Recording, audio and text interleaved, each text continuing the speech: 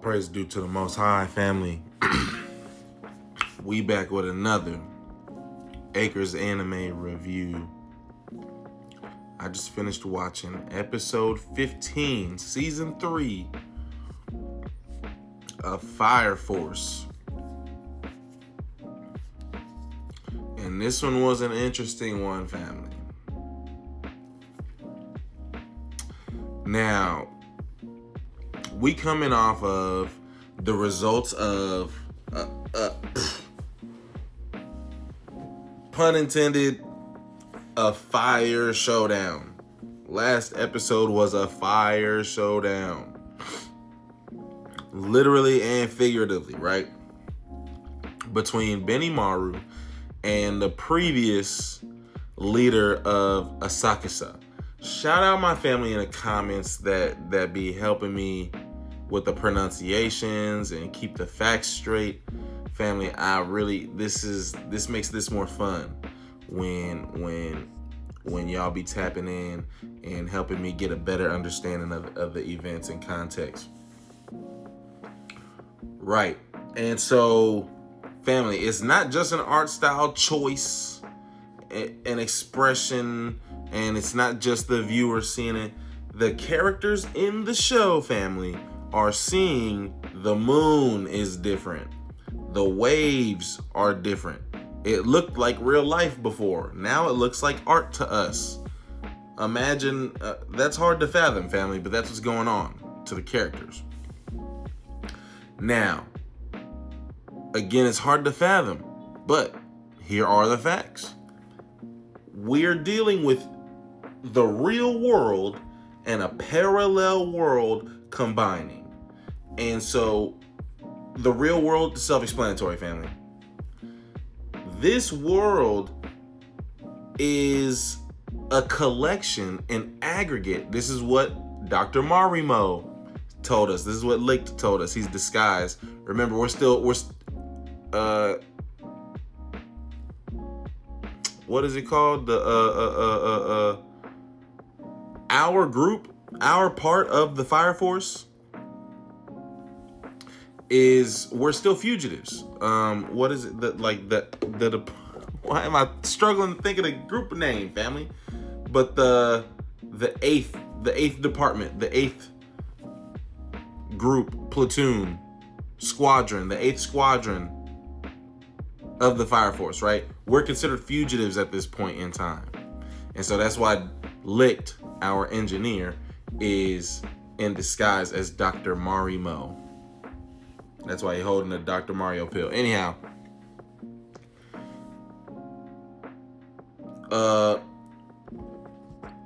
so just to be clear, we're dealing with the real world and a world where everybody, everything is an aggregate of people's perception of that thing, right? So example, Shinra, everybody refers to Shinra as a devil. Why? Because he's got those sharp teeth. He's always got this devilish smile, right? And because they associate the passing of his mother and brother, they blame him for that, right? And so they view him as this devilish persona, this devilish personality, right? When that's not the case. But so that's why when his doppelganger took over, he behaved very much like the image of Shinra that people had. He didn't act like Shinra. Arthur and the captain and Obi, Captain Obi said, oh, this was a different Shinra. So he was not acting like Shinra. He was acting like the perception that people had of Shinra. Another example that I just feel is a good one, but it'll be more clear when we cover the rest of the episode, is Shinra's mom, right? When we get into her backstory and what people thought of her, it makes more sense why her doppelganger is like a literal demon with horns. Okay. Real world where everybody's perception is reality, not reality is reality. And the Great Cataclysm, family, was the last time that these two worlds collided. Now, what Sho comes to realize at the end of this episode, and that's where we're picking up the second half, right? We're following now Sho and Arrow, and Sho is investigating basically his family's past. But on the Great Cataclysm, Sho realizes by the end of the episode that the world we're in, the Great Cataclysm, is not the end of the world, because we're living in this world that still exists after the previous Great Cataclysm.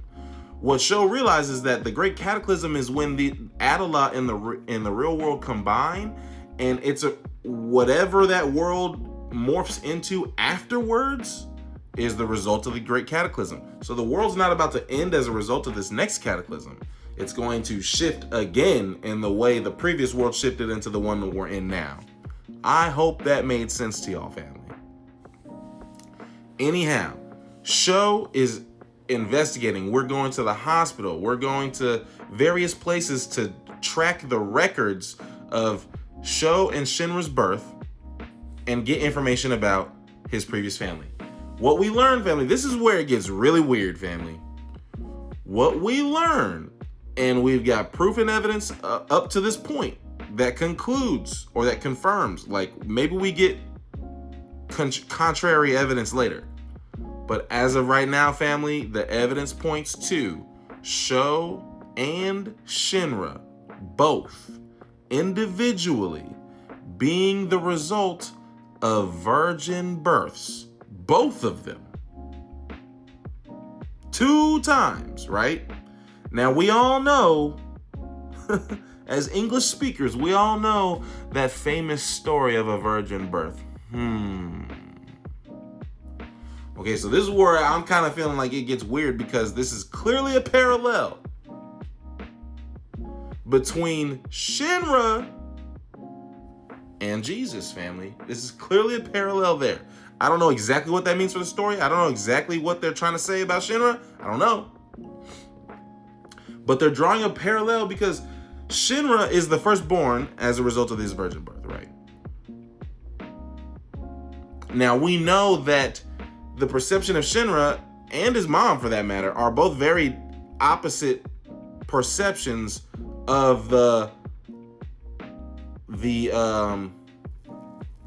original virgin birth duo, right? Mother-son duo.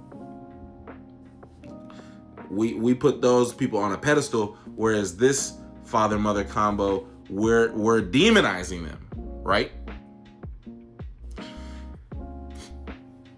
Now, Sho was also a result of a virgin birth, but Sho's imagery and his theme is very, every time he teleports, there's feathers, right? So Sho has a very angelic theme and image, whereas Shinra has a very devilish theme and image. Sho has been hijacked by the Holy Temple, the Holy Soul Temple. So does that have to do, is that related to why he's got a feathery angelic image instead? Right? But also, so the doctor told, obviously, family, the mom, Mary's mom, this is Sho and Shinra's mom, Mary's mom, she, did not believe, virgin birth, like, I don't believe that. Nobody believed her, right? The doctor tried to console her and explaining to her the story of Jesus and the Virgin Mary, right? And he said that this was a story of a mother who, through virgin birth, had a son who became a hero of the world.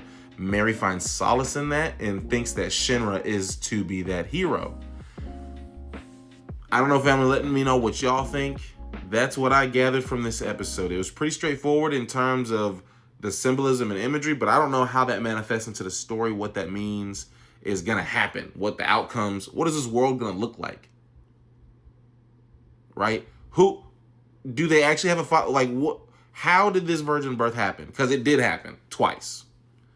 All praise is due to the Most High, family. Peace and love.